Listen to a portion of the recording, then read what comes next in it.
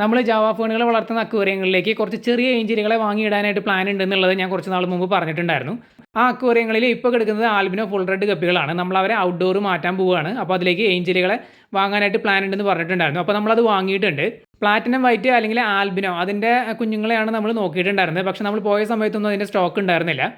ഇപ്പോൾ ചെന്നപ്പോഴും സ്റ്റോക്ക് ഉണ്ടായിരുന്നില്ല. ഇപ്പോൾ നമ്മൾ കണ്ടത് സീബ്ര എന്ന് പറഞ്ഞൊരു വെറൈറ്റി ആയിരുന്നു. സീബ്ര ആണെന്നാണ് ഞാൻ മനസ്സിലാക്കുന്നത്. നിങ്ങളതൊന്ന് ചെക്ക് ചെയ്തിട്ട് നിങ്ങൾക്ക് അറിയാവുന്നുണ്ടെങ്കിൽ ഒന്ന് കമൻറ്റ് ചെയ്ത് അറിയിക്കുക. നിങ്ങൾ ഏഞ്ചലുകളൊക്കെ വളർത്തിയിട്ടുണ്ട്, ഈ വെറൈറ്റി ഏതാണെന്ന് അറിയാമെന്നുണ്ടെങ്കിൽ ഒന്ന് കമൻറ്റ് ചെയ്യുക. എൻ്റെ അറിവിൽ അത് സീബ്ര ആണെന്നാണ്. പക്ഷേ സീബ്ര പോലെ ആൾട്ടം എന്ന് പറഞ്ഞിട്ട് വേറൊരു വെറൈറ്റി ഉണ്ട്. ഇനി അതാണോ എന്നൊരു ഡൗട്ട് ഉണ്ട്. ആൾട്ടം ആവാൻ സാധ്യതയില്ല, കാരണം അത് കുറച്ച് എക്സ്പെൻസീവ് ആയിട്ടുള്ള വെറൈറ്റി ആണെന്നാണ് ഞാൻ മനസ്സിലാക്കുന്നത്. അപ്പോൾ ഇത് സീബ്ര ആവാൻ തന്നെയാണ് സാധ്യത. അപ്പോൾ ഞാൻ അവരെ ഒരു കണ്ടെയ്നറിൽ സെപ്പറേറ്റ് ഇട്ട് കാണിക്കാം.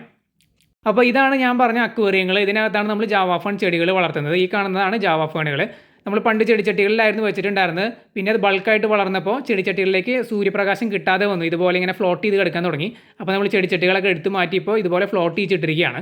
അപ്പോൾ ഇതിനകത്ത് ഇവർക്ക് വേണ്ട ന്യൂട്രിയൻസ് ഒക്കെ കിട്ടാൻ വേണ്ടിയിട്ടാണ് നമ്മൾ മീനുകളെ ഇട്ടിട്ടുണ്ടായിരുന്നത്. അപ്പോൾ നമ്മൾ ഗപ്പികളെയാണ് ഇട്ടിട്ടുണ്ടായിരുന്നത്.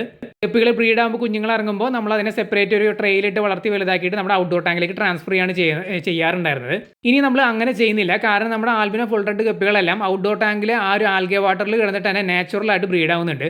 അപ്പോൾ പിന്നെ നമുക്ക് ഇതിൽ അവരെ ഇടേണ്ട ആവശ്യമില്ല. ഇതിനേക്കാൾ നല്ല റിസൾട്ട് നമുക്ക് ആ ഒരു ഔട്ട്ഡോർ ടാങ്കിൽ കിട്ടുന്നുണ്ട്. അതുകൊണ്ടാണ് നമ്മൾ ഇതിലേക്ക് ഏഞ്ചലുകളെ വാങ്ങാമെന്ന് വിചാരിച്ചത്. ഏഞ്ചലുകളാകുമ്പോൾ കുറച്ച് സ്ലോ മൂവിങ് ആയിട്ടുള്ള മീനുകളുമാണ്, അത്യാവശ്യം സൈസ് വയ്ക്കുന്ന മീനുകളുമാണ്. ഈ കാണുന്നത് തൊട്ടടുത്തിരിക്കുന്ന ഒരു മിനി അക്വേറിയാണ്. ഇതിനകത്ത് അനൂബിയാസ് മിനിമ അതുപോലെ നാന എന്ന് പറഞ്ഞൊരു വെറൈറ്റിയാണ്. അത് നമ്മൾ ഈ അടുത്ത് പ്രൊപ്പഗേറ്റ് ചെയ്ത് വെച്ചതാണ്. സിംഗിൾ പ്ലാന്റ് നമ്മൾ അക്വേറിയം ഷോപ്പിൽ നിന്ന് വാങ്ങിയതാണ്. ഇപ്പോൾ നമ്മളത് പ്രൊപ്പഗേറ്റ് ചെയ്ത് 4 ചട്ടികളിലാക്കിയിട്ട് സെപ്പറേറ്റ് വെച്ചിട്ടുണ്ട്.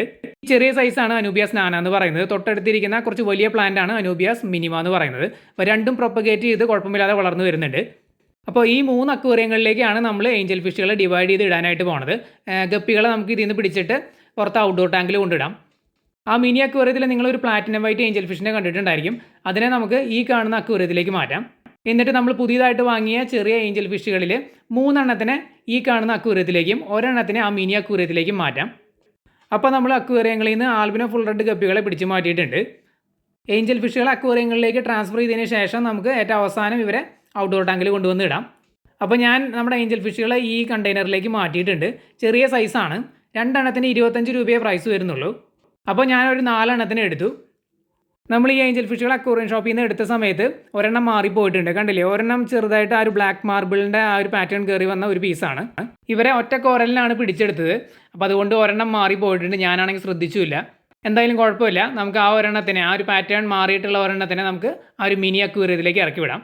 അപ്പോൾ ഇതാണ് ആ 4 ഏഞ്ചൽ ഫിഷുകൾ, ചെറിയ സൈസ്. ഞാൻ നേരത്തെ പറഞ്ഞതുപോലെ നമ്മൾ പ്ലാറ്റിനം വൈറ്റ് അല്ലെങ്കിൽ ആൽബിനോ ആണ് പ്ലാൻ ചെയ്തിട്ടുണ്ടായിരുന്നത്. കാരണം എനിക്ക് ഏറ്റവും ഇഷ്ടപ്പെട്ട വെറൈറ്റികളാണ് ഈ രണ്ടും. പിന്നെ എനിക്ക് ഇഷ്ടപ്പെട്ട വെറൈറ്റി എന്ന് പറയുന്നത് ഈ സീബ്ര അല്ലെങ്കിൽ ആൾട്ടം എന്ന് പറഞ്ഞ വെറൈറ്റിയാണ്.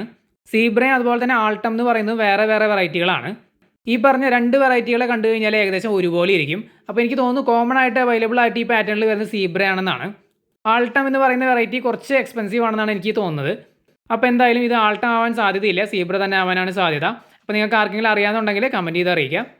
ഏഞ്ചൽ ഫിഷുകളിൽ വേറെയും കുറേ വെറൈറ്റികളുണ്ട്. ഇപ്പോൾ ബ്ലാക്ക് മാർബിൾ, അതുപോലെ koi marble, zebra, altum, platinum white, albino, അങ്ങനെ കുറേ വെറൈറ്റികളുണ്ട്. എനിക്ക് ഏറ്റവും ഇഷ്ടപ്പെട്ട വെറൈറ്റികളാണ് ഞാൻ നേരത്തെ പറഞ്ഞത്, പ്ലാറ്റിനം വൈറ്റും അതുപോലെ തന്നെ നമ്മുടെ ആൽബിനോ, പിന്നെ ഈ ഒരു സീബ്ര എന്ന് പറയുന്നതും. അപ്പോൾ നമ്മുടെ പ്ലാറ്റിനം വൈറ്റിനെ ഞാൻ സെപ്പറേറ്റ് ഇട്ടിട്ട് കാണിക്കാം. അപ്പോൾ നിങ്ങൾക്ക് ക്ലിയർ ആയിട്ട് തന്നെ മനസ്സിലാവും മറ്റ് വെറൈറ്റികളുമായിട്ട് നല്ല ഡിഫറൻസ് ഉണ്ട് ശരിക്കും ബോഡി ഷേപ്പിലും ആ ഒരു ഫിഗറിലൊക്കെ. ബ്ലാക്ക് മാർബിൾ ഏഞ്ചലുകളെ ഞാൻ വളർത്തിയിട്ടുള്ളതാണ്. അതിനെ കാണുമ്പോൾ ഒരു വീക്കായിട്ടുള്ളൊരു ഏഞ്ചലിനെ പോലെയാണ് നമുക്ക് തോന്നുക. കാരണം അതിൻ്റെ ഫിൻസും കാര്യങ്ങളൊക്കെ ഇങ്ങനെ ഭയങ്കരമായിട്ട് ഇങ്ങനെ ബോഡിയോട് ചേർന്ന് ഇങ്ങനെ ഫ്ലാറ്റ് ആയിട്ടൊക്കെ നിൽക്കും. ഒരു വീക്ക് ടൈപ്പ് വെറൈറ്റി പോലെ നമുക്ക് തോന്നും. അതുപോലെ തന്നെയാണ് ഈ ക്രോസ് ബ്രീഡ് ആണെന്ന് തോന്നി. കോയി വെറൈറ്റിയും ബ്ലാക്ക് മാർബിളും കൂട്ടിയിട്ടുള്ള ഒരു ക്രോസ് ബ്രീഡ് ഞാൻ കണ്ടിട്ടുണ്ട്. കോയി മാർബിൾ എന്നൊക്കെയാണ് പറയുന്നത്. അതും ഇതുപോലെ തന്നെയാണ് എനിക്ക് ഫീൽ ചെയ്തിട്ടുള്ളത്. ഒരു വീക്ക് ഏഞ്ചൽ ഫിഷിൻ്റെ പോലെയാണ് തോന്നിയിട്ടുള്ളത്. ഇതെൻ്റെ പേഴ്സണൽ ഒപ്പീനിയനാണ് ഞാൻ പറയുന്നത് കേട്ടോ. എല്ലാവർക്കും അങ്ങനെ തോന്നിയെന്ന് വരില്ല. ബോഡി ഷേപ്പിൻ്റെ കാര്യത്തിൽ ഏറ്റവും പെർഫെക്റ്റ് ആയിട്ട് എനിക്ക് തോന്നിയിട്ടുള്ളത് നമ്മുടെ പ്ലാറ്റിനവും ആൽബിനോ ഒക്കെ തന്നെയാണ്. പിന്നെ ഇതും കുഴപ്പമില്ല, ഈ സീബ്ര അല്ലെങ്കിൽ ആൾട്ടം എന്ന് പറയുന്നത്. ബോഡിയൊക്കെ നന്നായിട്ട് വിരിഞ്ഞ് നല്ല ഫ്ലാറ്റായി, അതുപോലെ ഭയങ്കര ഷൈനിങ് ആണ് സൈഡിലൊക്കെ. അതേ കണ്ടില്ലേ, ഇതാണ് നമ്മുടെ പ്ലാറ്റിനം വൈറ്റ്. സിംഗിൾ പീസായിട്ട് ആ ഒരു അനൂബിയാസിൻ്റെ അക്വേറിയത്തിൽ കിടന്നിരുന്നതാണ്. ചെറിയ സൈസിനെ വാങ്ങിയതാണ്. ഇതുപോലെ കണ്ടില്ലേ, ഇത് അതിൽ കിടന്ന് ഈ ഒരു സൈസിലേക്ക് എത്തി. ഇപ്പോൾ നമ്മളിതിനെ മാറ്റാൻ പോകുന്നത് ആ ഒരു വലിയ ജാവ ഫൺ അക്വേറിയത്തിലേക്കാണ്. വലുതെന്ന് പറഞ്ഞു കഴിഞ്ഞാൽ 2 അടി നീളമാണ് ആ അക്വേറിയത്തിനുള്ളത്. 1.5 അടി ഹൈറ്റും 1 അടി വീതിയുമാണ്. അപ്പോൾ ഇതുപോലെ ഒരു 2 എണ്ണത്തിനൊക്കെ നമുക്ക് ഈസി ആയിട്ട് ആ വലിയ അക്വേറിയത്തിലിട്ട് വളർത്താം. ഇപ്പോൾ നിങ്ങൾ ഇതിൻ്റെ ബോഡി ഒന്ന് ശ്രദ്ധിച്ച് നോക്കുക. കണ്ടില്ലേ, ഷേപ്പൊക്കെ വളരെ വെൽ ഡിഫൈൻഡ് ആണ്. കറക്റ്റ് ഷേപ്പും ആ ഒരു റൗണ്ട് ഷേപ്പ് കണ്ടില്ലേ, അതൊക്കെ ഭയങ്കര പെർഫെക്റ്റ് ആണ്. അതുപോലെ തന്നെ ബോഡി കാണുമ്പോൾ തന്നെ ഫുഡൊക്കെ അടിച്ച് നല്ല ഫാറ്റ് ആയിട്ടിരിക്കുന്ന പോലെ തോന്നും. ഈ ഒരു ഫീല് എനിക്ക് ബ്ലാക്ക് മാർബിൾ, കോയി മാർബിൾ ഒന്നും കാണുമ്പോൾ കിട്ടാറില്ല. ഈ ഒരു പ്ലാറ്റിനം വൈറ്റിൽ അല്ലെങ്കിൽ ആൽബിനോയിൽ മാത്രമാണ് എനിക്ക് ഈ ഒരു ഫീല് കിട്ടിയിട്ടുള്ളത്. ഈവൺ ഈ ഒരു സീബ്ര എന്ന് പറയുന്ന ആ ഒരു വെറൈറ്റി ഉണ്ടല്ലോ, അതുപോലും അതിൻ്റെ വലിയ സൈസിനെ ഞാൻ കണ്ടിട്ടുണ്ട്. അതിന് പോലും ഈ ഒരു ഷേപ്പ് ഇല്ല. കുറച്ച് ഡിഫറൻ്റ് ആയിട്ടുള്ളൊരു ബോഡി ഷേപ്പാണ്. എങ്കിലും ഇതിനോട് സാമ്യമായിട്ടൊരു ബോഡി ഷേപ്പ് തന്നെയാണ് ഞാൻ കണ്ടിട്ടുള്ളത്. അതുകൊണ്ടാണ് ഞാൻ ഇത് കിട്ടിയില്ല എങ്കിൽ സീബ്ര വാങ്ങാമെന്ന് വിചാരിച്ചത്. ഞാനീ പറയുന്നതെല്ലാം എൻ്റെ പേഴ്സണലായിട്ടുള്ള അഭിപ്രായങ്ങളാണ്. ഞാൻ പറഞ്ഞില്ല, ഏഞ്ചൽ ഫിഷിനൊക്കെ ഇഷ്ടംപോലെ വെറൈറ്റികളെ വാങ്ങി വളർത്തുന്ന ഇതിൻ്റെ ഫാൻസ് ആയിട്ടുള്ള ആൾക്കാരുണ്ടായിരിക്കും. അവർക്കൊക്കെ ഡിഫറൻ്റ് ആയിട്ടുള്ള ഒപ്പീനിയൻസ് ആയിരിക്കും. പിന്നെ ഈ ഏഞ്ചൽ ഫിഷുകളെ നമ്മൾ പ്രോപ്പറായിട്ട് ഫുഡ് കൊടുക്കുകയാണെന്നുണ്ടെങ്കിൽ അവർ പെട്ടെന്ന് തന്നെ വളർന്ന് വലുതാവും. ഞാൻ സാധാരണ പെല്ലറ്റ് ഫുഡാണ് കൊടുക്കാറുള്ളത്. ഓവറായിട്ടൊന്നും ഫീഡ് ചെയ്യാറില്ല. ഈ അക്വേറിയങ്ങളിൽ ഓരോ ദിവസം ഇടവിട്ടാണ് ഞാൻ ഫീഡ് ചെയ്യാറുള്ളത്. മെയിനായിട്ട് നമ്മൾ ചെടികളാണ് ഫോക്കസ് ചെയ്യുന്നത്. അപ്പോൾ ആ ചെടികൾക്ക് വേണ്ട ഫെർട്ടിലൈസർ കാര്യങ്ങളൊക്കെ ന്യൂട്രിയൻസ് കിട്ടാൻ വേണ്ടിയിട്ടാണ് നമ്മൾ ഈ മീനുകളെ അതിനകത്ത് ഇടുന്നത്. ചെടികൾക്ക് നല്ല റിസൾട്ടാണ് നമുക്ക് കിട്ടിയിട്ടുള്ളത്. അപ്പോൾ ഈ മീനുകളൊക്കെ അതിനകത്ത് ഉള്ളത് കൊണ്ടാണ് ആ ഒരു സൈക്കിളും കാര്യങ്ങളും കൃത്യമായിട്ട് നടക്കുന്നുണ്ട്. ഇപ്പോൾ നൈട്രജൻ സൈക്കിളാണെങ്കിലും വെള്ളത്തിലേക്കുള്ള ഓക്സിജൻ ആണെങ്കിലും അത്തരം കാര്യങ്ങളെല്ലാം കറക്റ്റായിട്ട് നടക്കുന്നുണ്ട്. പിന്നെ നമ്മളിപ്പോൾ അഡീഷണലായിട്ട് എയറേഷനും കൊടുക്കുന്നുണ്ട്. പിന്നെ 2 ആഴ്ച കൂടുമ്പോൾ നമ്മളൊരു 25% വെള്ളം മാറ്റി കൊടുക്കുന്നുണ്ട്, അടിഭാഗം ക്ലീൻ ചെയ്തിട്ട്. അപ്പോൾ എന്തായാലും നമുക്ക് ഇവരെ ട്രാൻസ്ഫർ ചെയ്യുന്ന പണി തുടങ്ങാം. സമയം കുറച്ച് വൈകിയിട്ടുണ്ട്, ലൈറ്റ് കുറഞ്ഞിട്ടുണ്ട്. അപ്പോൾ ഞാൻ എന്തായാലും നമ്മുടെ ക്യാമറയുടെ ഫ്ലാഷ് ലൈറ്റ് ഓൺ ആക്കിയിട്ടുണ്ട്. അപ്പോൾ ആദ്യം നമുക്ക് നമ്മുടെ പ്ലാറ്റിനം വൈറ്റിനെ പിടിച്ചിട്ട് വലിയ അക്വേറിയത്തിലേക്ക് മാറ്റാം. കുറേ നാളായിട്ട് ആളൊരു മിനി അക്വേറിയത്തിലാണ് കിടന്നിട്ടുണ്ടായിരുന്നത്. അപ്പോൾ എന്തായാലും ഈ ഒരു വലിയ അക്വേറിയത്തിലേക്ക് തന്നെ നമുക്ക് ട്രാൻസ്ഫർ ചെയ്യാം. സിംഗിളായിട്ട് കിടക്കുന്നതുകൊണ്ട് പിന്നെ വേറെ ശല്യങ്ങളോ കാര്യങ്ങളോ ഒന്നുമില്ല. ഈ ഏഞ്ചൽ ഫിഷുകൾ ടെറിട്ടോറിയലായിട്ടുള്ള മത്സ്യങ്ങൾ തന്നെയാണ്.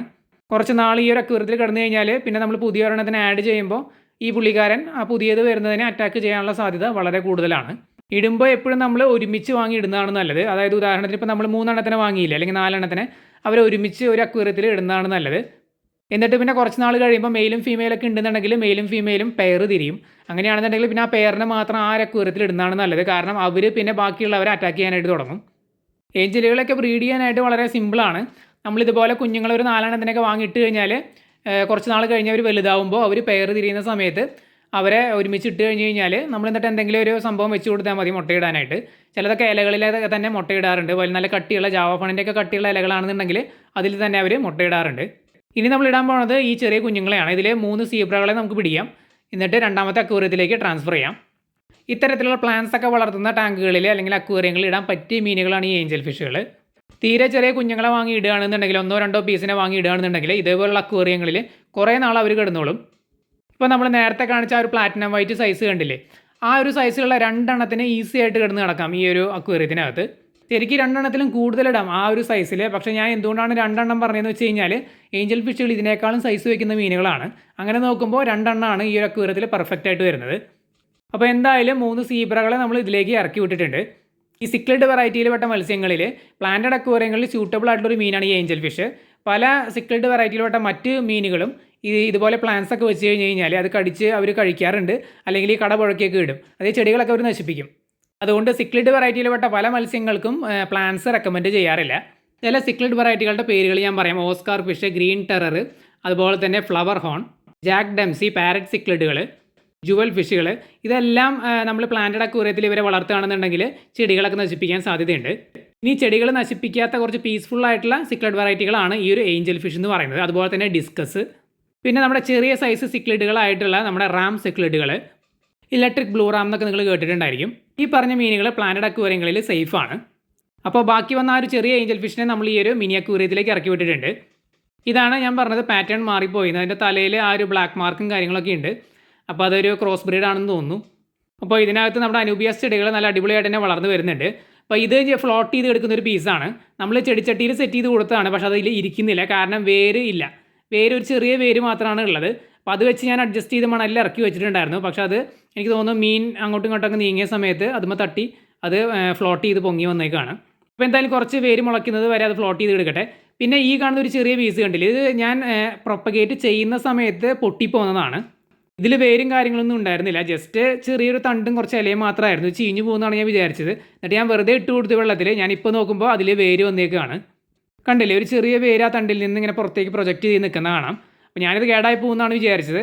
കാരണം ഞാൻ ആക്സിഡൻ്റലായിട്ട് കൈകൊണ്ട് പൊട്ടിപ്പോയൊരു പീസാണ്. ഞാനിത് കട്ട് ചെയ്യുന്നതിൻ്റെ ഇടയിൽ, പ്രൊപ്പഗേറ്റ് ചെയ്യുന്നതിൻ്റെ ഇടയിൽ. അപ്പോൾ കേടായി പോകുമെന്ന് വിചാരിച്ച ആ ഒരു ചെറിയ പീസ് പോലും പുതിയ ചെടിയായിട്ട് വളർന്നു വരികയാണ്. അതാണ് ഈ ഒരു റൈസോം പ്ലാന്റ്സിൻ്റെ പ്രത്യേകത എന്ന് പറയുന്നത്. തണ്ട് നമ്മൾ എത്ര സെപ്പറേറ്റ് പീസായിട്ട് കട്ട് ചെയ്താലും അത് പുതിയ പ്ലാന്റ് ആയിട്ട് മാറും, അല്ലെങ്കിൽ പുതിയ പ്ലാന്റ് ആയിട്ട് നമുക്ക് നട്ട് വളർത്തി ഉണ്ടാക്കാം. ഞാൻ എന്തുകൊണ്ടാണ് ഇത് കേടായി പോകുമെന്ന് വിചാരിച്ചതെന്ന് വെച്ച് കഴിഞ്ഞാൽ, സാധാരണ നമ്മൾ കട്ട് ചെയ്യുന്ന സമയത്ത് ആ തണ്ടും ആ തണ്ടിൽ കുറച്ച് ഇലകളും പിന്നെ കുറച്ച് വേരുകളും ഉണ്ടാവണം എന്നാണ് പറയുക. അപ്പോൾ ആക്സിഡൻ്റ് ആയിട്ട് എൻ്റെ കൈ തട്ടി പൊട്ടിയതായതുകൊണ്ട് അതിൽ വേരുകൾ ഉണ്ടായിരുന്നില്ല, ജസ്റ്റ് തണ്ടും കുറച്ച് ഇലകളും മാത്രമേ ഉണ്ടായിരുന്നുള്ളൂ. അതുകൊണ്ടാണ് ഞാനത് കേടായി പോകുമെന്ന് വിചാരിച്ചത്. പക്ഷേ എന്തായാലും വേര് മുളച്ച് വന്നു. ഇനി നമ്മുടെ അവസാനത്തെ പരിപാടി ഈ 2 ആൽബിനോ ഫുൾ റെഡ് ഗപ്പികളെ, ഫീമെയിലുകളാണ് രണ്ടും, അവരെ നമ്മുടെ ഔട്ട്ഡോർ ടാങ്കിലേക്ക് ഇറക്കി വിടാം. ഇതാണ് നമ്മുടെ ചെറിയൊരു മിനി ഔട്ട്ഡോർ ടാങ്ക്. ഇതിനകത്ത് ഫുള്ളായിട്ട് ആൽഗ അടിച്ച് എടുക്കുകയാണ് വെള്ളം. അതുകൊണ്ടാണ് നമുക്ക് കുഞ്ഞുങ്ങളൊക്കെ സർവൈവ് ചെയ്ത് കിട്ടുന്നത്. കാരണം വിസിബിലിറ്റി കുറച്ച് കുറവായിരിക്കും. ഇതിനകത്ത് പ്ലാറ്റുകളും ഉണ്ട്, ഗപ്പികളും ഉണ്ട്. അപ്പോൾ പ്ലാറ്റുകളും ഗപ്പികളൊക്കെ ബ്രീഡാവുന്നുണ്ട്. ഇതേ കിടന്ന് നടക്കുന്നത് നമ്മുടെ ആൽബിനോ ഫുൾ റെഡ് ഗപ്പികളുടെ കുഞ്ഞുങ്ങളാണ് ആ ഫ്രെയിമിൽ കാണുന്നത്, മുകളിൽ കാണുന്നത്. അപ്പോൾ ഈ ഫീമെയിലുകളെയും നമുക്ക് ഇറക്കി വിടാം. ഇവർ കൂടാതെ ഒരു 6-7 ഫീമെയിലുകൾ ഇതിനകത്ത് കിടക്കുന്നുണ്ട്. ഇതിനെക്കുറിച്ച് ഞാൻ മുമ്പ് പറഞ്ഞിട്ടുണ്ടായിരുന്നു ഈ ഒരു ടാങ്കിനെ കുറിച്ചുള്ള വീഡിയോ ചെയ്ത സമയത്ത്. ഭാവിയിൽ നമ്മൾ ഇതുപോലെ പ്ലാന്റഡ് ടാങ്കുകളിലൊന്നും ഇവരെ ഇനി വളർത്തുന്നില്ല. കൂടുതൽ ഇതുപോലുള്ള ആൽഗ അടിച്ചെടുക്കുന്ന ടാങ്കുകളിലായിരിക്കും നമ്മൾ ഇടുന്നത്. അതാകുമ്പോൾ നമുക്ക് കുഞ്ഞുങ്ങളെ കൂടുതൽ സർവൈവ് ചെയ്ത് കിട്ടുകയും ചെയ്യും. അവരെല്ലാവരും നാച്ചുറലായിട്ട് തന്നെ വളർന്ന് വലുതായിക്കോളും. വലിയൊരു കെയർ ഒന്നും കൊടുക്കേണ്ട ആവശ്യമില്ല. ടാങ്കിന് കുറച്ച് സൈസ് ഉണ്ടായാൽ മതി. ഈ ചെറിയ ടാങ്കിനകത്ത് പ്ലാറ്റുകൾക്ക് നല്ല റിസൾട്ട് കിട്ടുന്നുണ്ട്. കാരണം ഈ പ്ലാറ്റുകൾ ഗപ്പികളുടെ അത്ര അഗ്രസീവ് അല്ല. ഗപ്പികൾക്ക് അത്യാവശ്യം നല്ല സൈസുള്ള ടാങ്ക് കൊടുക്കുകയാണെന്നുണ്ടെങ്കിൽ നല്ല റിസൾട്ട് തന്നെ കിട്ടും.